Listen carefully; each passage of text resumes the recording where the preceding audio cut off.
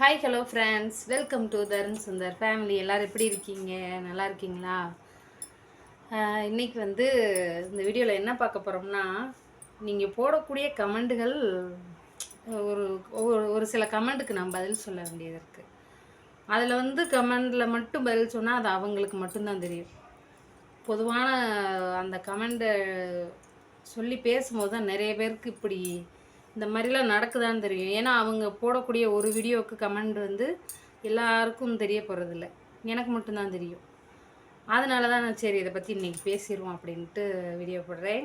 என்ன அப்படின்னு பார்த்தீங்கன்னா, ஒரு 3 விஷயம்.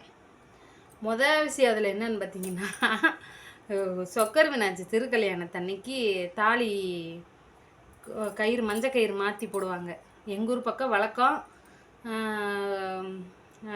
சித்திரை திருவிழாவுக்கு மதுரைக்கு அங்கிட்டு உள்ளவங்க எல்லாருமே, மதுரை மாவட்டத்துக்கு அந்த பக்கம் உள்ள எல்லாருமே, அருப்புக்கோட்டை, விருதுநகர், இந்த சரௌண்டிங்கில் உள்ளவங்க, தூத்துக்குடி மாவட்டம், திருநெல்வேலி முதற்கொண்டு அந்த பக்கம் உள்ளவங்க எல்லாருமே, அங்கிட்டு பார்த்தா மானாமதுரை, அங்கிட்டு அந்த மாதிரி உள்ளவங்க, ராம்நாடு, இப்படி உள்ளவங்கெல்லாம் கயிறு மாற்றுவோம். அது வழக்கம். இந்த பக்கம் கும்பகோணங்கிட்டலாம் ஆடி 18க்கு தான் மாற்றுவாங்க. நான் அப்போ மாற்றினேன். அது நிறைய பேர் கமெண்டில் மாற்றக்கூடாதுன்னு சொன்னீங்க. நான் அதை ஏற்றுக்கிறேன். அதில் ஒரு வித்தியாசமான ஒரு கமெண்டு, தாலியை பார்த்துட்டு நீங்கள் இந்த ஜாதியான்னு கேட்குறாங்கங்க. அந்த கமெண்டை நான் தம்ப்நெயிலில் போடுறேன் பாருங்கள். இப்படி அது எப்படி இதை வச்சு மட்டும் நீங்கள் முடிவு பண்ணலாம்? ஒரு வீட்டில் அம்மாவிற்கும் பாட்டிவருக்கும் மக, பேரன், பேத்தின்னு நிறைய தலைமுறைகள் வரும். அவங்க கட்டி கொடுப்போம். அவங்க வழியில் வேறு வேறு மாதிரி இருக்கும். எங்கள் அம்மா போடுறது பொட்டு தளி ரவுண்டாக இருக்கும். அதை எங்கள் அம்மா போடும். நாங்கள் போடுறது இப்போ இது எங்கள் மாமியார் எனக்கு எடுத்து கொடுத்தது. எங்கள் மாமியார் எடுத்து கொடுத்ததில் இப்படி தாங்க இருக்குது. இது காட்டுறதுனால ஒன்றும் பிரச்சனை இல்லைங்க. பாருங்கள், ஒரு ரவுண்டு ஒரு நிலா மாதிரி இருக்குது, தெரியுதா? இது எங்கள் மாமியாரோடைய மாமியார் தலையில், எங்கள் மாமனாரோட அம்மா தலையில் சொக்கரும் மீனாட்சியும் இருப்பாங்க. எங்கள் அக்காவுக்கு நீளமாக இருக்கும் தாலி. எங்கள் நாத்தனாருக்கு வேறு மாதிரி இருக்கும், பிள்ளையாருன்னு சொல்லுவாங்க, குட்டியோண்டாக இருக்கும். ஒவ்வொருத்தர் தலைமுறைப்படி மாற்றி மாற்றி போடுவாங்க. இதை வச்சு நீங்கள் என்ன கெஸ்டான்னு கமெண்டில் கேட்குறது அது இதை கேட்கக்கூடாது.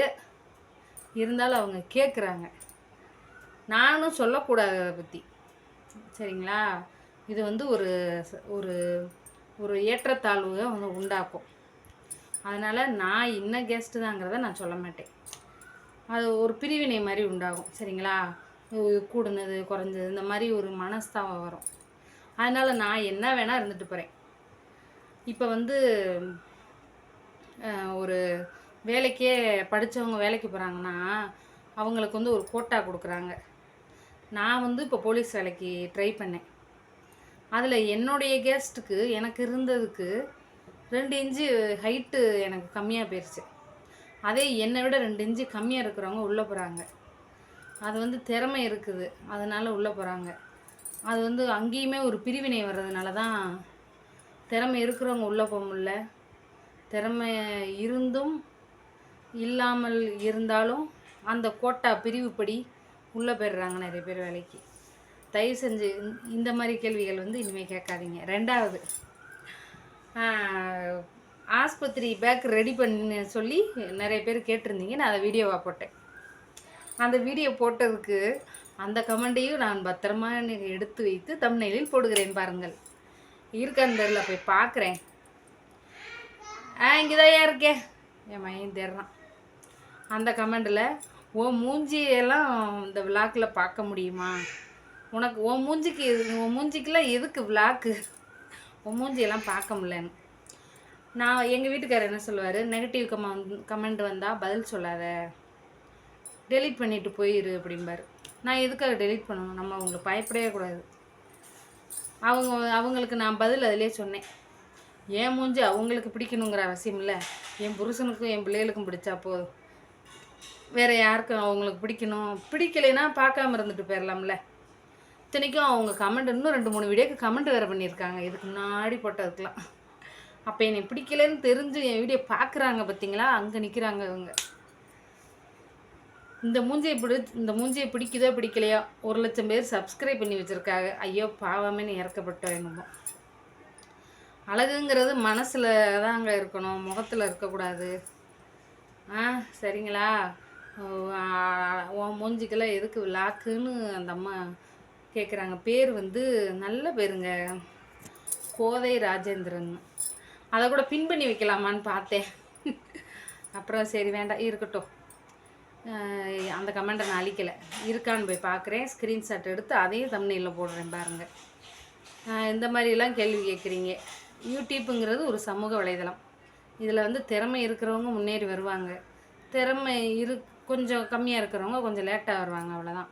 இன்னொன்று, யூடியூப்பில் லக்குன்னு ஒன்று இருக்குது. நல்ல நல்ல கண்டென்ட்டாக போடுவாங்க, நல்லா சமைச்சு நிறைய செலவு பண்ணி சமையல் பண்ணி வீடியோ போடுவாங்க. அவங்களுக்கு ரீச் ஆகாது. சும்மா வீட்டில் உட்காந்து விளாக்கு போடுறவங்களுக்கு அங்கே ஷாப்பிங் போனேன், இங்கே ஷாப்பிங் போனேன், அது வாங்கினேன், இது வாங்கினேன், எங்கள் வீட்டில் உள்ள சொத்தை பாருங்கள், மதிப்பை பாருங்கள், எங்கள் வீட்டோட அழகை பாருங்கள், இன்றைக்கி இங்கே போகிறோம், நாளைக்கு அங்கே போகிறோம், இந்த மாதிரி போடுறவங்களுக்கு விளாக் போடுறவங்களுக்கு நல்லா போகும். சமையல் பண்ணி நிறைய பேர் அந்த திறமை இல்லாமல் தான் நாங்கள் அப்படியே மாறி மாறி ஒரு திறமை இல்லாமல் தான் இதில் வந்திருக்கு. இந்த மாதிரியும் கமெண்ட்ஸ் எல்லாம் வருது. எல்லாருமே கஷ்டப்பட்டு உழைச்சி யூடியூப்பில் முன்னேறலாம் தான் நினச்சிக்கிட்டு இருக்கோம், சரிங்களா? அதனால் அழகுங்கிறத பற்றி பேசாதீங்க, கேஸ்ட்டை பற்றிலாம் பேசாதீங்க. இதெல்லாம் வந்து ஒரு சமூக வலைதளம் பொதுவானது. அவங்கவுங்களுக்கு திறமை இருக்கா, முன்னேறி வருவாங்க, சரிங்களா? அடுத்து வந்து டெலிவரி டேட்டு கேட்டுகிட்டே இருக்கீங்க. இன்னும் ஒரு 20 நாள் தாங்க இருக்குது. 20 நாள் கூட இல்லை, ஆமாம் 20 நாள் தான் இருக்குது. இதுக்குள்ளே எப்போ வேணால் வழி வரலாம். அப்புறம் வந்து இன்னொன்றுங்க, என் மூஞ்சை பார்த்து சிலர் ஆம்பளை பிள்ளைங்கிறீங்க, சிலர் பொம்பளை பிள்ளைங்கிறீங்க. எனக்கே என் மைண்டு மாறி போயிடுது. ஏன்னா நான் வந்து பொம்பளை பிள்ளை தான் பிறக்கணுங்கிற ஒரு ஆசையில் மைண்டில் ஃபிக்ஸ் ஆகியிருக்கேன். நிறைய பேர் பொம்பளை பிள்ளைன்னு சொல்லும்போது சந்தோஷமாக இருக்குது. உங்களுக்கு ஆம்பளை பிள்ளை தான் சொல்லும்போது ஐயோ மறுபடியும் ஆம்பளை பிள்ளையா, இவங்க 2 பேரை வச்சே நான் வர்ற அவஸ்தை தாங்க முடியல அப்படின்னு தோணுது. 3வது, என் மனசில் என்ன தோணுதுன்னா, எந்த பிள்ளையாக இருந்தாலும் சரி, கைகால் சுகத்தோட நல்லபடியாக நார்மல் டெலிவரி ஆகி வீடு வந்து சேர்ந்தா போதும்ன்ட்டு தோணுது. இப்படிலாம் பலப்பட்ட சிந்தனைகளில் நான் இருக்கும்போது ஒரு கர்ப்பிணி பெண்ணுன்னு கூட பார்க்காம மூஞ்சிக்கெல்லாம் லாக்கா அப்படின்னு கேட்குது அந்த அம்மா. அந்த அம்மாவுக்கு நான் என்ன பண்ணேன்னு தெரியல. கோதை ராஜேந்திரன் அம்மா, உங்களை எனக்கு ஏன் பிடிக்கல, இனி ஏன் உங்களுக்கு பிடிக்கலன்னு தெரில. பிடிக்கலைன்னா என் ஃபோன் நம்பர் தரேன், என் கூட பேசி பாருங்கள், பழகி பாருங்கள், அதுக்கப்புறமா பிடிக்குதான்னு பார்ப்போம். போக போக பிடிக்க வாய்ப்பு இருக்கு இல்லையா? சரி, இந்த வீடியோ பிடிச்சிருந்தா லைக் பண்ணுங்கள், சப்ஸ்கிரைப் பண்ணுங்கள், சப்போர்ட் பண்ணுங்கள். பாய்.